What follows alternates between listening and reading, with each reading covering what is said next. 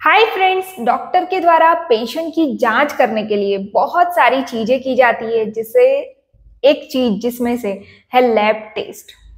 तो दोस्तों, जो लैब टेस्ट है वो डॉक्टर को रोगों को डायग्नोसिस करने के लिए, यानी कि कौन सा रोग हुआ है वो जानने के लिए और ये रोग कितना आगे बढ़ा है वो जानने के लिए बहुत हेल्प करते हैं। साथ में ट्रीटमेंट कौन सी करनी चाहिए वो करने में भी हेल्प करते हैं, और ट्रीटमेंट सही से चल रही है या नहीं उसमें भी बहुत हेल्प करते हैं। साथ में कुछ टेस्ट ऐसे होते हैं जो कि रूटीन टेस्ट में आते हैं, जैसे कि ब्लड शुगर है, कोलेस्ट्रॉल है, ये सारे रूटीन चेकअप में आते हैं। और ये जो टेस्ट है वो जो रोग है उसकी पैथोफिजियोलॉजी जानने में मदद करते हैं, यानी कि कोई भी रोग आपकी बॉडी पर कैसे इफेक्ट कर रहा है, कैसे किस तरह से आपकी बॉडी को बिगाड़ रहा है वो जानने में हेल्प करते हैं। तो आखिर कौन कौन से टाइप्स के लैब टेस्ट होते हैं ये जानना आपके लिए बहुत जरूरी है कि आपको डॉक्टर कौन सा टेस्ट रिकमेंड कर रहे हैं और कौन सी चीज के लिए रिकमेंड कर रहे हैं।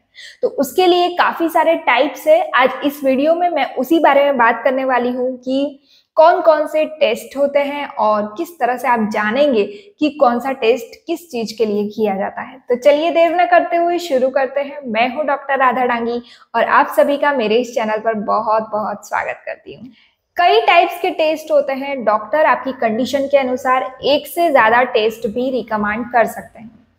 तो सबसे पहला टेस्ट है बॉडी फ्लूइड एनालिसिस, जिसमें आपकी बॉडी में जो भी सारे फ्लूइड्स है, जैसे कि ब्लड है, यूरिन है, आपका CSF हो गया, यानी कि ब्रेन में जो पानी रहता है, वो घुटनों में जो पानी रहता है जिसे साइनोवियल फ्लूइड कहते हैं, साथ में आपका स्पूटम हो गया। कई बार आपको बहुत तेज खांसी हो रही होती है तो आपका बलगम भी चेक किया जाता है, और साथ में कई बार पसीने का भी चेकअप किया जाता है। एम्नियोसिंटेसिस, यानी कि जो प्रेगनेंसी के दौरान बच्चे में डिफेक्ट जानने के लिए जो चेकअप किया जाता है वो भी चेकअप लैब टेस्ट में आता है।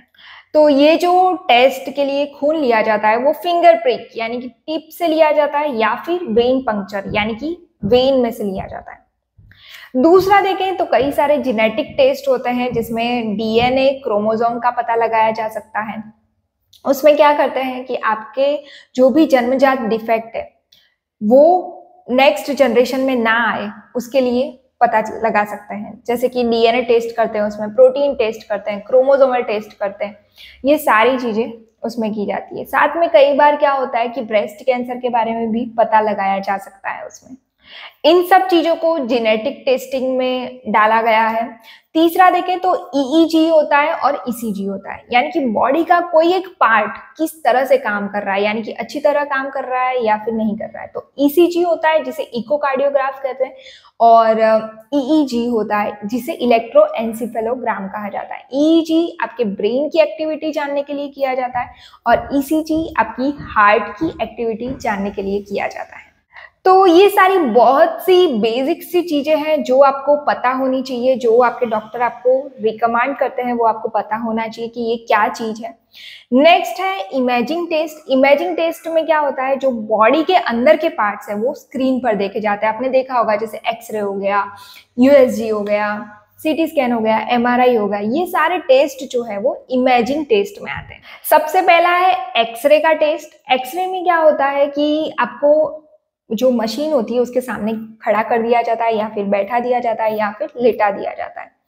ये तीनों चीजों में हो सकती है, और उसके बाद आपके शरीर में से रेस पास करते हैं, और न रेस अपने को दिखती है ना हम उसे छू सकते हैं, और ये जो रेस है वो हड्डियों में एब्जॉर्ब हो जाती है, और उसके बाद हमें वो हड्डियों का स्ट्रक्चर दिखता है।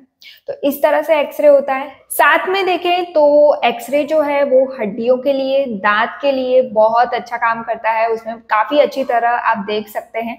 दूसरा देखें तो फेफड़ों में कोई दिक्कत हो गई है तो भी आपको पता लग सकता है। साथ में मेमोग्राम होता है जो कि ब्रेस्ट कैंसर के लिए होता है। साथ में आप एक्सरे में लाइव जो है वो एंजियोप्लास्टी कर सकते हैं। साथ में जो है वो हड्डियों को जोड़ने की, कोई भी एक्सीडेंट हो गया है तो हड्डियों को जोड़ने के लिए भी एक्सरे बहुत अच्छा काम करते हैं, यानी कि कई एक्सरे लाइव भी आप देख सकते हैं। नेक्स्ट देख लेते हैं USG। USG का मतलब है सोनोग्राफी। सोनोग्राफी में क्या होता है, आपके जो पर्टिकुलर ऑर्गन्स है उनके बारे में पता लगाया जा सकता है, यानी कि पर्टिकुलर अंगों के बारे में। सोनोग्राफी में क्या होता है कि एक प्रोब होता है जो आपके बॉडी पार्ट्स पर लगाया जाता है और उसमें से साउंड वेव्स छोड़ते हैं, और साउंड वेव्स जो है वो आपके जो ऑर्गन्स है वहां पर टच होकर बाहर निकल जाते हैं, और जहां पर वो टच होते हैं वो स्क्रीन पर हमें दिखाई देता है। तो इस तरह से सोनोग्राफी काम करती है, जो कि एक्सरे से कई ज़्यादा बेटर है, क्योंकि इसमें रेडिएशन की दिक्कत नहीं होती है, यानी कि रेडिएशन कोई नुकसान नहीं करता है। एक्सरे में आपको रेडिएशन नुकसान करता है। तो यूएसजी जो है वो आपके स्टोन के लिए, आपके यूट्रस में कोई बीमारी के लिए, सिस्ट के लिए, सारी चीज़ों के लिए हो सकती है। कोई आपके पर्टिकुलर अंग में कौन सी बीमारी हुई है उसको जानने के लिए। साथ में यूएसजी जो है वो इंटरनल होती है और एक्सटर्नल होती है, यानी कि कभी कभी इंटरनल प्रोब भी डाला जाता है और एक्सटर्नल प्रोब भी डाला जाता है। तो ये सारी चीजें होती है। नेक्स्ट देख लेते हैं तो एमआरआई। एमआरआई का मतलब है मैग्नेटिक रेजोनेंस इमेजिंग। तो एमआरआई में क्या होता है, एक सुरंग जैसी मशीन होती है जिसमें पेशेंट को लेटा दिया जाता है, पेशेंट को सुला दिया जाता है। वहां पर मशीन का आवाज बहुत ज्यादा होता है, इसलिए वहां पर पेशेंट को हेडफोन दिए जाते हैं, और उसके बाद आप इसमें पेशेंट की ब्रेन की एक्टिविटी देख सकते हैं, साथ में आप पेशेंट की हड्डियों की एक्टिविटी देख सकते हैं। खास करके ये लाइव स्क्रीन पे चलता है, जिसमें आपको पेशेंट अकेला ही, जो रूम होता है जिसमें मशीन होती है उसमें पेशेंट अकेला ही होता है, डॉक्टर सारे बाहर होते हैं, क्योंकि इसका रेडिएशन भी नुकसान करता है। तो ये सारी चीजें होती है इसमें। खास करके आप लाइव ब्रेन का फंक्शन कैसा है, ब्रेन कैसा चल रहा है आपका, वो आप देख सकते हैं। नेक्स्ट और लास्ट है कंप्यूटेड टोमोग्राफी। कंप्यूटेड टोमोग्राफी यानी कि सीटी स्कैन, जो बिल्कुल ही एक्सरे की तरह ही होता है, लेकिन इसमें आप 3D में एक्सरे देख सकते हैं, यानी कि 3D में आपको उस पर्टिकुलर पार्ट का पिक्चर दिखाई देता है। तो ये सारी चीजें होती है लैब टेस्ट में। और भी कई सारे टेस्ट होते हैं, लेकिन ये वीडियो थोड़ा लंबा हो जाएगा, इसलिए मैं नेक्स्ट वीडियो में और कभी आपको दूसरे टेस्ट के बारे में जानकारी दूंगी। तो चलिए मिलते हैं नेक्स्ट वीडियो में। तब तक के लिए इस वीडियो को लाइक जरूर करें और अपने फ्रेंड्स के साथ, फैमिली मेंबर्स के साथ शेयर करना ना भूलें। धन्यवाद।